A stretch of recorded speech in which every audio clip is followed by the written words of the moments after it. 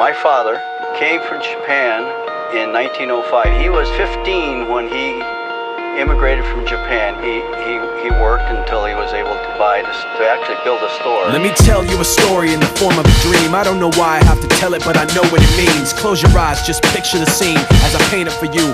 It was World War II when this man named Kenji woke up. Ken was not a soldier. He was just a man with a family who owned a store in LA. That day, he crawled out of bed like he always did, bacon and eggs with wife and kids. He lived on the second floor of a little store he ran. He moved to LA from Japan, they called him immigrant. In Japanese, he'd say he was called Issei. That meant first generation in the United States, when everybody was afraid of the Germans, afraid of the Japs, but most of all afraid of a homeland attack. And that morning, when Ken went out on the doormat, his world went black, cause right there, front page news, 3 weeks before 1942, Pearl Harbor's been bombed and the Japs are coming. Pictures of soldiers dying and running. Ken knew what it would lead to, just like he guessed. The president said the evil Japanese in our home country would be locked away. They gave Ken a couple of days to get his whole life packed in 2 bags. Just 2 bags, couldn't even pack his clothes. Some folks didn't even have a suitcase to pack anything in, so 2 trash bags is all he gave them. And when the kids asked, "Mom, where are we going?" nobody even knew what to say to them. Ken didn't want to lie, he said the US is looking for spies, so we have to live in a place called Manzanar, where a lot of Japanese people are. Stop it, don't look at the gunmen. You don't want to get the soldiers wondering if you're gonna run or not, cause if you run then you might get shot. Other than that, try not to think about it. Try not to worry about it being so crowded, but someday we'll get out. Someday, someday. As soon as war broke out, the FBI came and they just come to the house and you have to come. All the Japanese have to go. They took Mr. Nii, and people couldn't understand why they had to take him, because he's just innocent laborer. So now they're in a town with soldiers surrounding them.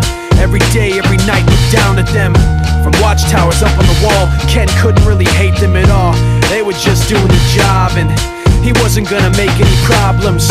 He had a little garden, vegetables and fruits that he gave to the troops in a basket his wife made. But in the back of his mind, he wanted his family's life saved. Prisoners of war in their own damn country, what for? And time passed in the prison town. He wondered if he'd live it down if and when they were free. The only way out was joining the army, and supposedly some men went out for the army, signed on, and ended up flying to Japan with a bomb. That 15-kiloton blast put an end to the war pretty fast. 2 cities were blown to bits.